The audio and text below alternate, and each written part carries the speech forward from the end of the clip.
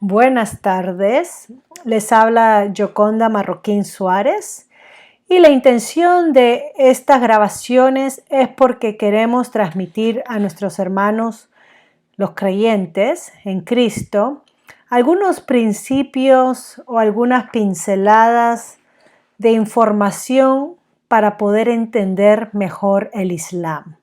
El propósito es poder entender un poco mejor la religión musulmana para poder saber cómo conversar y presentar el Evangelio de nuestro Señor Jesucristo a sus seguidores.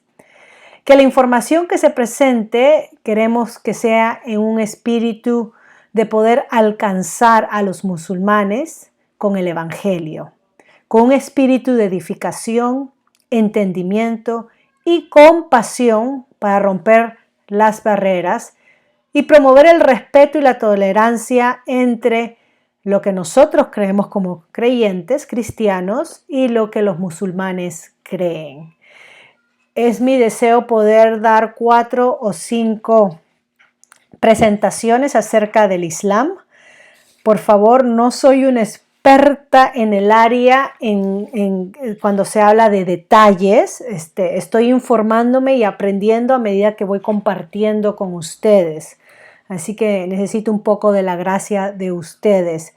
Pero he podido recopilar en todas las observaciones, en los estudios que he hecho, algunos puntos que quisiera compartir con ustedes. Hoy voy a empezar hablando en esta primera parte acerca de quién era Mahoma. Voy a citar algunas biografías de él presentadas por propios musulmanes, el contexto histórico político de la época de Mahoma en que se vivió, también el cristianismo de la época, que pasaba por un paganismo tremendo y diferentes confusiones con diferentes herejías que pululaban en aquel tiempo.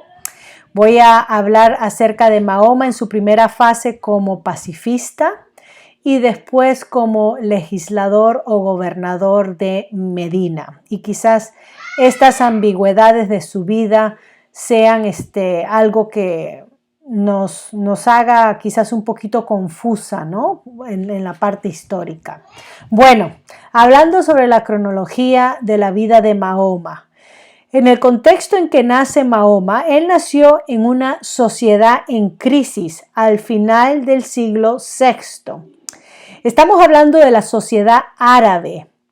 Ya llevaba tiempo preparándose, según los vientos que se dictaban de aquel tiempo, para recibir un mensajero divino propio que recogiera y reelaborara las inquietudes particulares y distintas de los árabes. Por ejemplo, el Corán mismo recoge estas narraciones que supuestamente ya se escuchaba en esta península arábiga. En dichos relatos se menciona, y esto es muy interesante, que un monje cristiano había anunciado la llegada de un profeta árabe llamado Ahmad, nombre que al igual que el de Mahoma significa el alabado. Este último enviado sería el que completaría y concluiría la obra y el mensaje de Jesucristo y Moisés para bien de la humanidad. También se cree que los judíos asentados al norte de la península arábiga estaban esperando al Mesías bíblico que surgiera en aquellas tierras. O sea que había una profunda inquietud y expectación espiritual que sentían en este siglo VI los árabes de toda índole, fuesen cristianos, judíos o paganos. Y fue en este ambiente que creció Mahoma dentro de su tribu conocida como el Qurashi. Mahoma pertenecía a la tribu más poderosa de la Meca, los del Qurashi. Pero en su seno había clanes de desigualdad cuando hablamos de fortuna. Y Mahoma no procedía de uno de los clanes más fuertes. Es más, su bisabuelo Hashim había sido un rico comerciante, al igual que el hijo de Abd al-Muttalib, poseedor de enormes recuas de camello que utilizaban en el comercio con Siria. Fue el abuelo de Mahoma, que tuvo 16 hijos, 10 niños y 6 niñas, el menor de los cuales, Abdalá, fue el padre de Mahoma.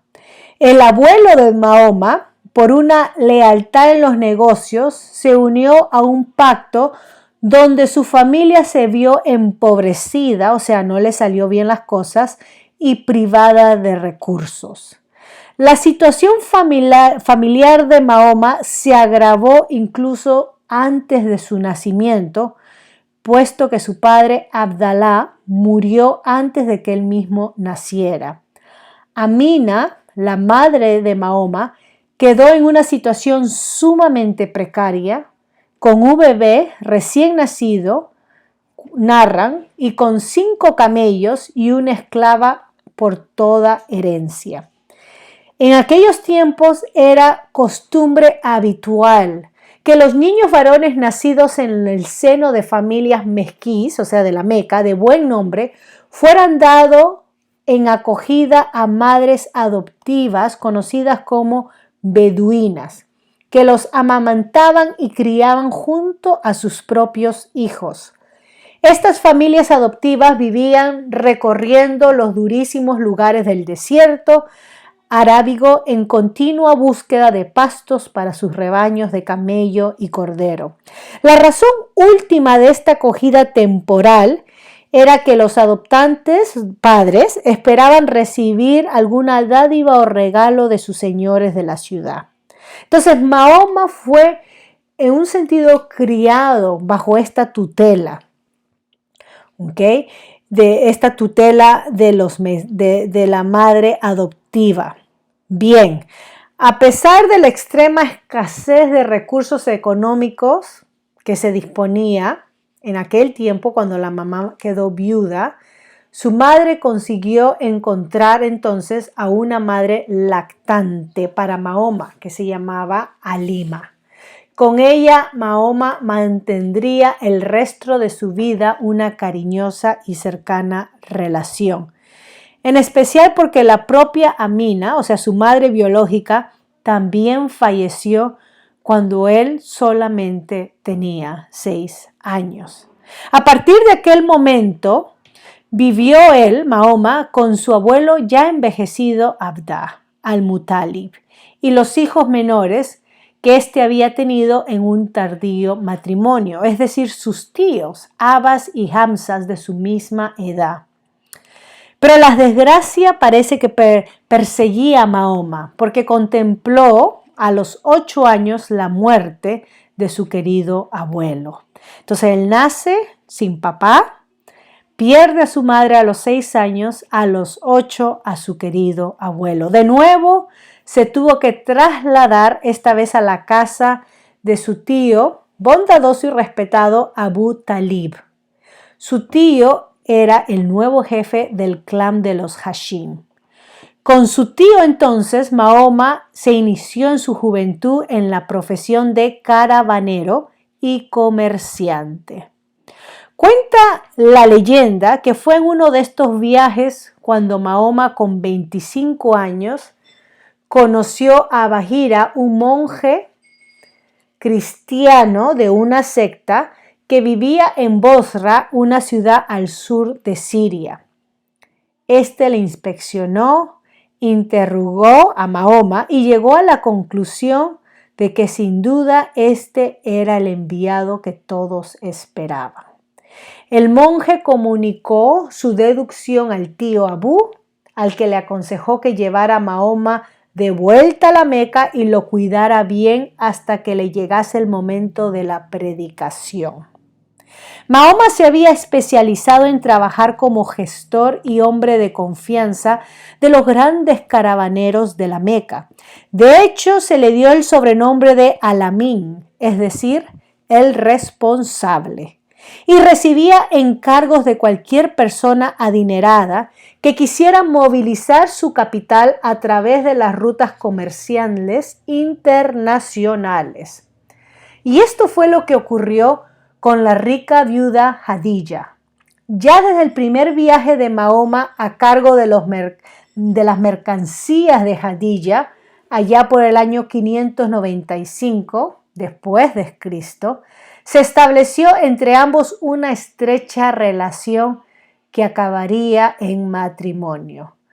Por multitud de fuentes se sabe que Mahoma respetaba y amaba tiernamente a su esposa Jadilla, con la que tuvo 6 hijos, 2 varones y 4 niñas, de los cuales estos 2 varones murieron en su primera infancia. Nunca tomó una segunda esposa mientras Jadilla vivía. Y tras su muerte entonces, que sí tuvo posteriores esposas, hasta 11. Realmente es difícil saber cuántas esposas. Mahoma se caracterizaba por ser un hombre sumamente frugal, piadoso y caritativo. Y su esposa Jadilla lo secundaba, lo apoyaba moralmente en todas sus iniciativas espirituales y sociales. Se sabe, por ejemplo, que Mahoma era un hombre muy austero, en cuya casa se vivía con moderación, a pesar de disfrutar de un holgado capital que les habría permitido hacerlo con más soltura. Pero Mahoma era conocido como alguien que le gustaba compartir y repartir sus pertenencias con los pobres de la Meca, que acudían sin cesar en búsqueda de ayuda y protección de este hombre de negocio. De igual manera, sentía una especial debilidad por los huérfanos, probablemente en recuerdo de sus propias experiencias infantiles. Por ello, cuando tuvo que hacerse cargo del menor de los hijos de su tío Abu, el que lo protegió, el pequeño Ali, de 5 años, no dudó en acogerlo como si de un hijo se tratara particularmente, porque sus propios retoños varones ya habían fallecido. Entonces, permítame darles esto que acabo de compartir en forma cronológica. Estamos hablando del año 570, se dice como el 20 de abril, los musulmanes usan el mes lunar, conocido como Rabí. 20 de abril se dice que nace Mahoma. Su padre, obviamente, como mencioné, murió un poco antes de su nacimiento. A los 2 a 4 años de edad, vivió con su dronisa Halima. A los 6 años, en el año 576, su madre muere. Su abuelo a los 8 años. Entonces su tío paterno Abu es el que se encarga y lo protege durante 42 años. A los 10 años, él se da cuenta que su tío era cristiano. Y a los 12 años es cuando empieza a viajar en las caravanas con su tío y conoce a este famoso Basora. Estamos hablando ahora en los años 583 más o menos, que empieza a hacer estos viajes comerciales a Siria, donde Mahoma encara el cristianismo y el judaísmo de una manera personal y comienza a ver y a experimentar a los creyentes de aquel tiempo. Fue en el año 595, cuando él tenía 25 años, cuando conoce a Jadilla, que era ya una viuda rica de Meca, que contaba, unos dicen 40, otros dicen 42 años, y ella le encarga entonces el transporte de una mercancía a Siria. Y fue a su regreso cuando ella se casa con él y dicen que ella fue la mujer que más amó. En el año 610, cuando Mahoma tenía 40 años, él recibe la primera revelación del Corán a través, dicen, del ángel Gabriel, conocido como Malak Jibril. Y fue un impacto fuertísimo, pero su mujer Jadilla lo ayudó, lo animó a continuar con su misión. Se produjeron las primeras conversiones, que fueron Abu Bakr, Khadija, Said y Ali, su primo hermano. Se cuenta que Mahoma siempre había sentido intensas inquietudes espirituales, pero fue a partir del año 610, con 40 años de edad, cuando él comienza a practicar con más frecuencia retiros en los que se alejaba de todos para concentrar su atención en Alá y su mensaje de caridad, generosidad y clemencia, como lo llama. Y fue en uno de estos recogimientos que realizaba en una cueva del monte Hira, a las afueras de la Meca, donde recibió su primera revelación coránica de manos del arcángel Gabriel. Entonces Mahoma, después de esto, se presenta como el profeta del Islam en la Meca. La palabra Islam significa sometimiento. Los primeros 3 años, estamos hablando de los años 611 al 614, o sea, los primeros 3 años de haber recibido esta revelación, el Islam se vive en clandestinidad. Es más, eran perseguidos. Mahoma fue perseguido y todavía no había hecho público la revelación, sino solamente a sus más allegados. Y era perseguido por la gente que cuando escuchaba a sus más allegados, sean los familiares, no querían saber más de lo que él hablaba o predicaba. En el año 613, él comienza a predicar en la Meca. Y él es aterrorizado, realmente se aterroriza con la experiencia vivida y temerosa de lo que ocurrió fuera producto, él piensa, de las malévolas artes de los jinns, o sea, los genios que según la tradición árabe se adueñaban de poetas y adivinos, se posesionaban. Corrió a refugiarse Mahoma en brazos de Jadilla, su esposa, suplicándole que lo cubriera con su manto. Cuando él recibía estas revelaciones, Mahoma pensaba que estaba posesionado por malévolas artes de los jinns. La esposa lo abrazaba, lo consolaba, asegurándole a él que no se trataba de una posesión diabólica y más bien que era de una revelación divina. Y para reforzar las palabras que no se trataba de una posesión diabólica, consultaron a Waraka, el primo de Jadilla, que era un sacerdote nestorianismo, del nestorismo, que es una herejía que fue condenada, la doctrina aclarada en el concilio de Éfeso en el año 431.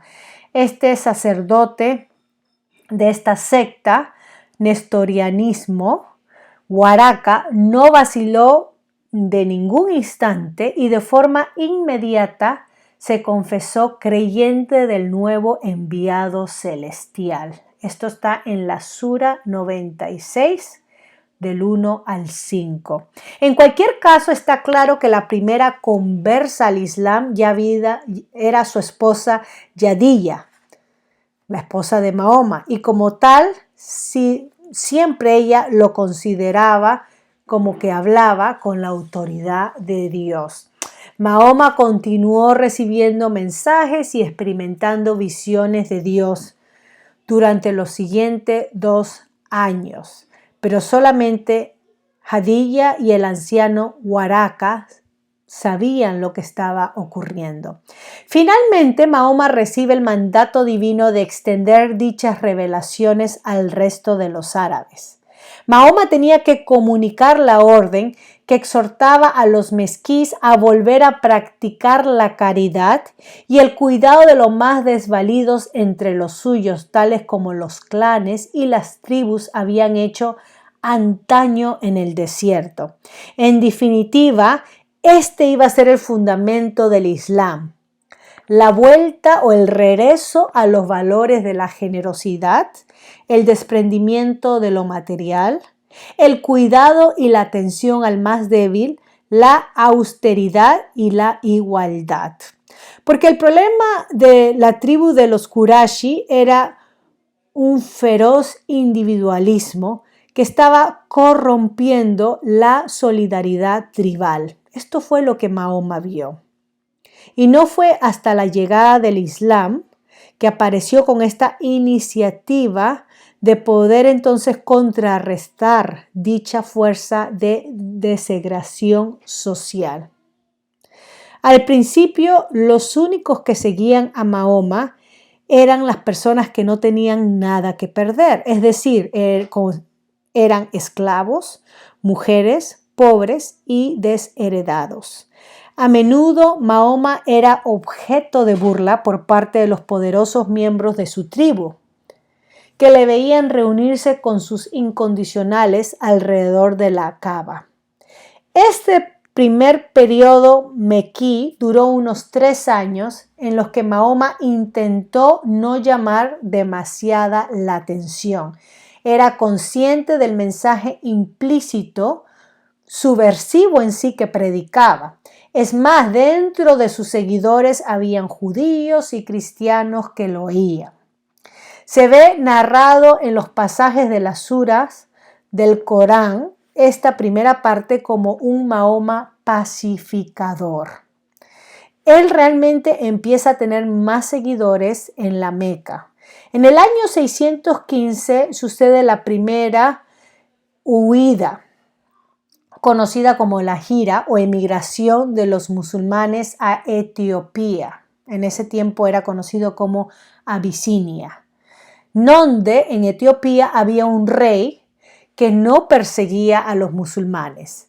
El total de personas fueron 15 los que salieron huyendo, 11 hombres y 4 mujeres que habían sido acogidos, hasta que en el año 622 algunos se dirigieron a la Medina con Mahoma. Los más hostiles hacia los creyentes, como eran conocidos en aquel tiempo, los creyentes, o sea, los musulmanes, los creyentes, según el Corán, en la Sura 5, Sura es el capítulo, versos 82-83, eran los judíos. Y lo que más afecto tenía hacia ellos eran los cristianos, ya que había en el grupo de Mahoma sacerdotes y monjes. Interesante. En el año 614, cuarto año de revelación que recibe Mahoma supuestamente de Alá, donde Alá le ordena que haga público el mensaje de revelación y lo hará en el monte de Safa. Allí él fue insultado por su mismo tío Abu, el que lo protegía. Y a partir de ese momento, los musulmanes, como mencioné, fueron perseguidos. El año sexto, el año 616, sus tíos Hamza y Umar hicieron la shahada. Shahada es la profesión de fe islámica. Recuerden que el abuelito tuvo hijos hasta ya mayor de edad.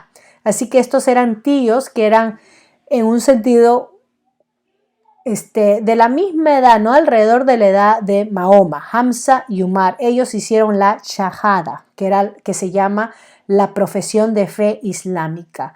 Los 5 pilares del Islam y esto me gustaría compartir, la primera, como les mencioné, es la profesión de fe conocida como la shahada. La segunda es la oración, que ellos llaman salat, tienen que orar 5 veces al día.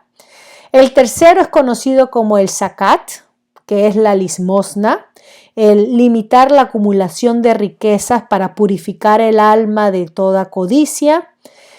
El cuarto es el ayuno, el que celebran en todo el mes de Ramadán. Y el quinto es la peregrinación a la Meca, el Hajj o el Hajj, una vez en la vida. Esto más adelante conversaré. Ok, entonces los de la tribu de Mahoma, los Qurashi, presionaban al tío Abu para que les entregase a Mahoma, pero obviamente él, aunque no era creyente, seguidor de Mahoma, en los primeros años lo protegía. Del mismo modo, cuando los musulmanes o Mahoma y su grupo oraban, ellos se postraban, hacían el acto de postrarse para rezar, se realizaba en privado y el propósito era dominar el espíritu indómito y orgulloso de cualquier poderoso Qurayshi, tocando el suelo con la frente. Para Mahoma y los primeros musulmanes, aquella inclinación no era sino el símbolo perfecto de su absoluta entrega a la voluntad divina. Al principio de estos 3 años, aparte de Hadilla, su esposa, sus 4 hijas, su primo Ali y su hijo adoptivo, conocido como Heliberto Said, ningún otro miembro de la familia quiso convertirse al Islam, ni siquiera su tío Abu, como lo he mencionado, el que tanto lo defendió y lo protegió. De hecho,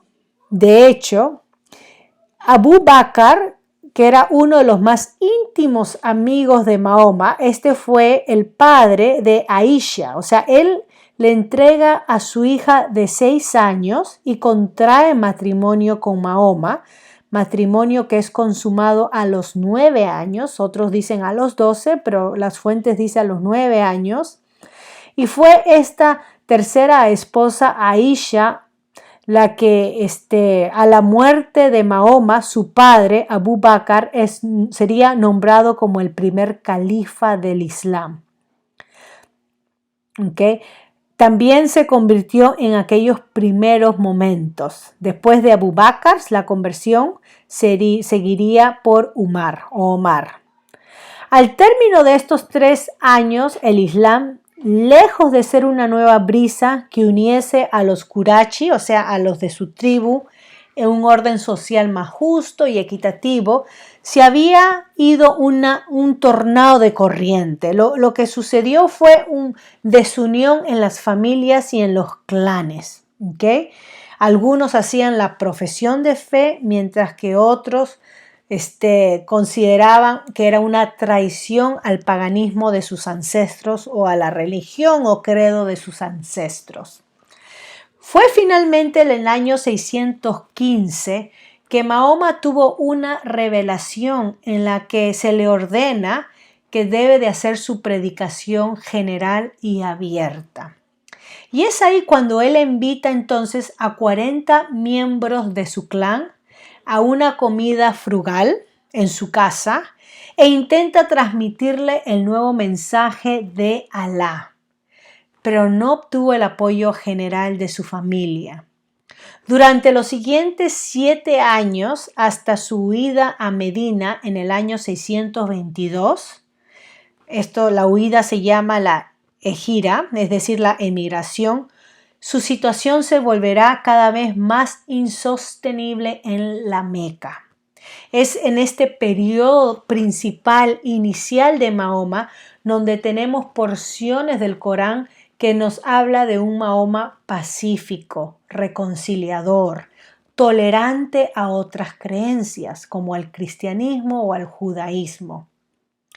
En esta etapa, Mahoma intentó atraer a una de las tribus asociadas al Qurayshi, la del Taqij, en la ciudad de Taif, pero la tentativa resultó vana, ya que aquella ciudad dependía su comercio con la gente de la Meca y no querían enfrentarse o no tener dificultades financieras con la gente de la Meca. Y entonces nadie quería asociarse con estas nuevas ideas. La ayuda le llegó a Mahoma de forma inesperada desde Medina. Esta ciudad no participaba activamente en las alianzas comerciales que la Meca se entretejía por toda la península arábiga.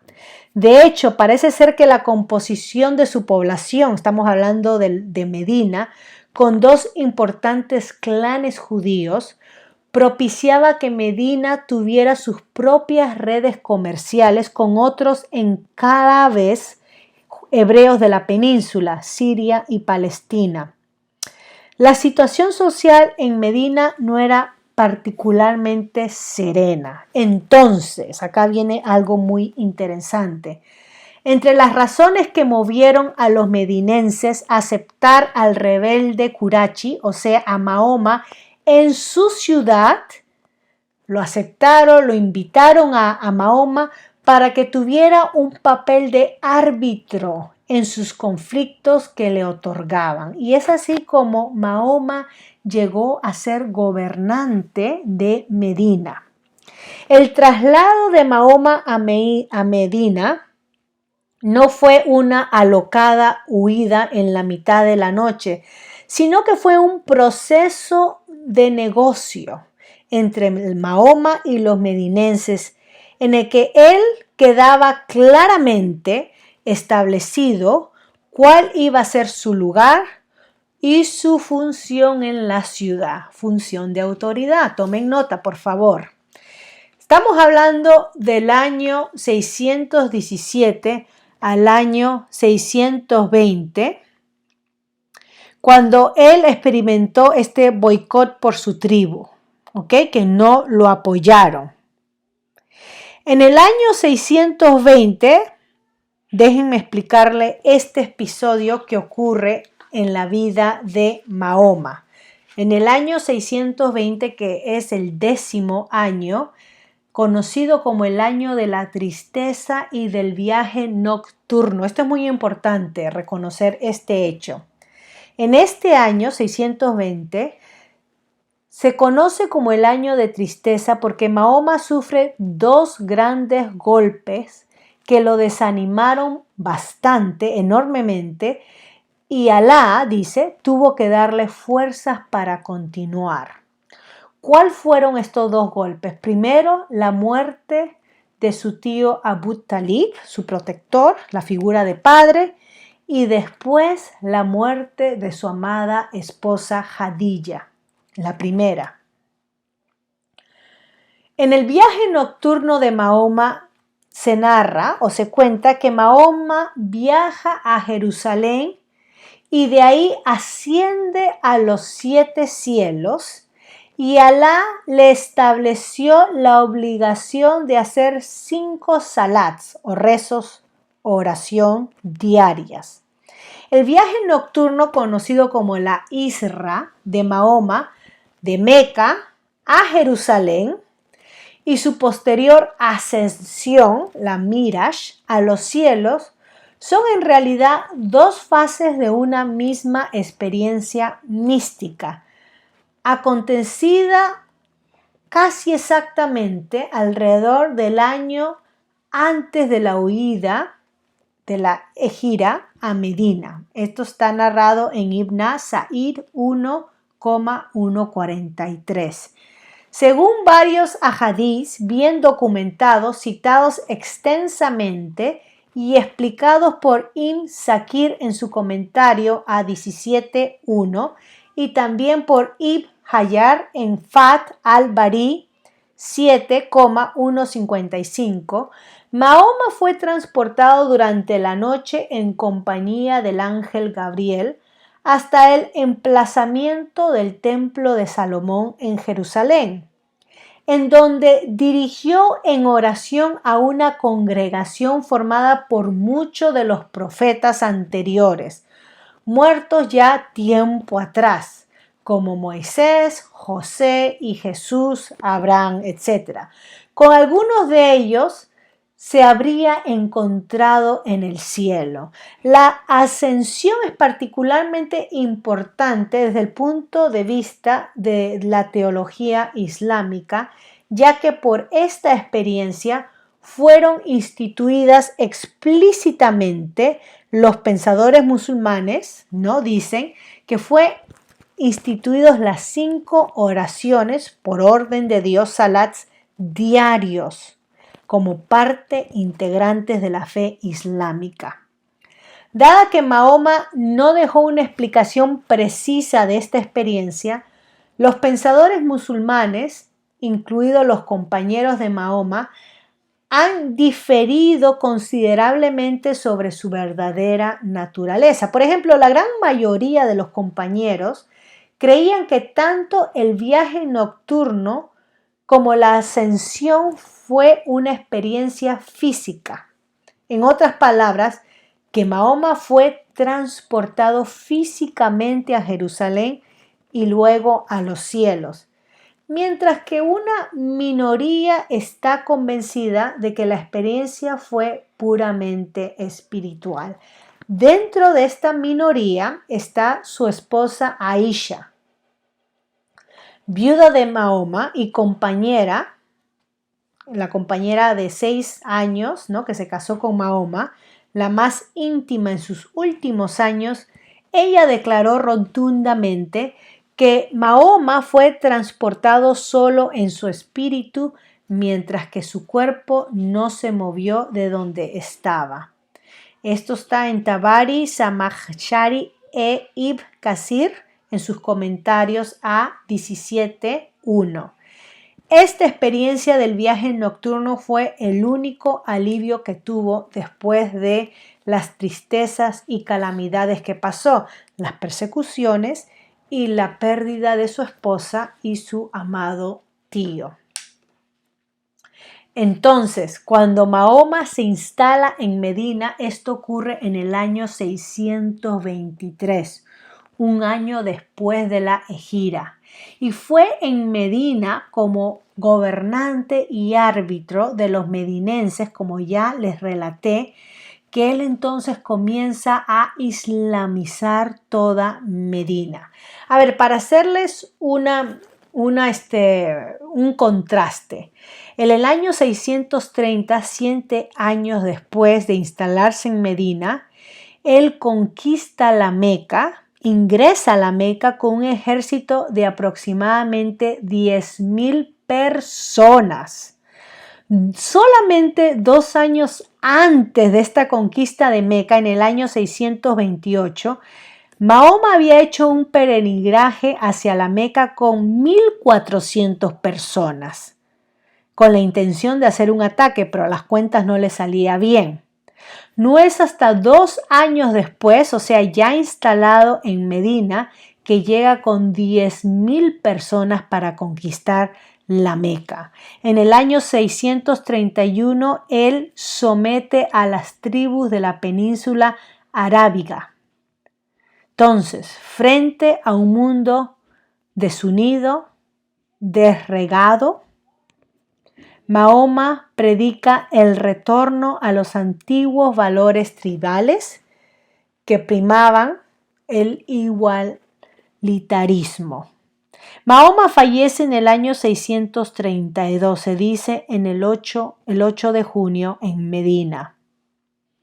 Y después de eso sucede rebeliones de las tribus, conflictos en tratar de buscar alguien que lo suceda, un califa que pueda restablecer el orden, y se apunta al primer califa como Abu Bakr, que vino a ser su suegro.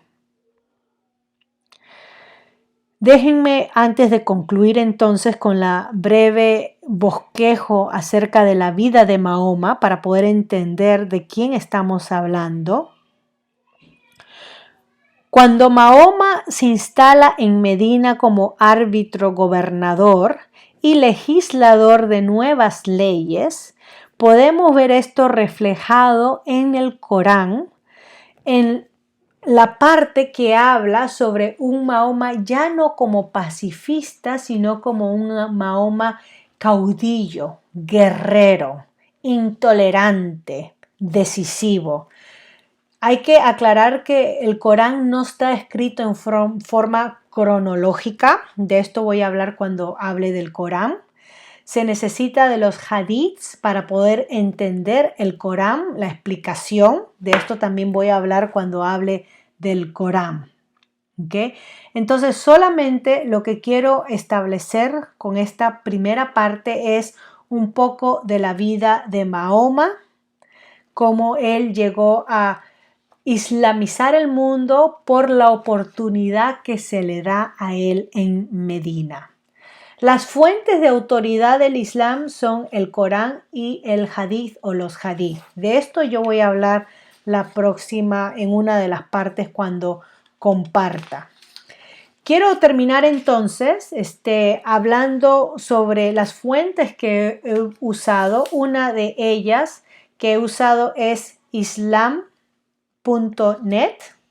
que es de la misma fuente de los musulmanes. También he usado islamenespañol.com con algunas fuentes de Wikipedia para poder aclarar algunos puntos y personajes. Pero eso es lo que quería conversar con ustedes o compartir, entendiendo quién era Mahoma y cómo el cristianismo realmente en su totalidad estaba corrupto, adulterado, cambiado. Había mucho politeísmo, paganismo, herejías dentro del cristianismo cuando se instituyó como parte del Estado, la Iglesia. Hemos visto también que frente a esto se esperaba a un Mesías, a alguien que venga a dar respuesta a los tiempos turbios que se vivían, caóticos que se vivían, y Mahoma como un personaje carismático, de buen semblante. Cuando hablemos un poco de él como persona, voy a describirlo. Se presenta como aquel profeta que viene a reconciliar y a traer de regreso a las personas al verdadero y único Dios, Alá. Entonces, en su primera parte, Mahoma, cuando no tenía adeptos y seguidores, es un pacifista reconciliador, y a medida que Mahoma llega a ser el gobernador de Medina, el que legisla leyes, el que gana más conversos, más seguidores, vemos que Mahoma se convierte en un caudillo intolerante. Entonces vemos estas ambigüedades en su vida representadas en los hadith y también por lo que se revela en el Corán. Muchas gracias por su atención. Si tienen algún comentario o algo para aclarar, por favor, déjenmelo saber y no se olviden de suscribirse al canal de YouTube. Dios los bendiga.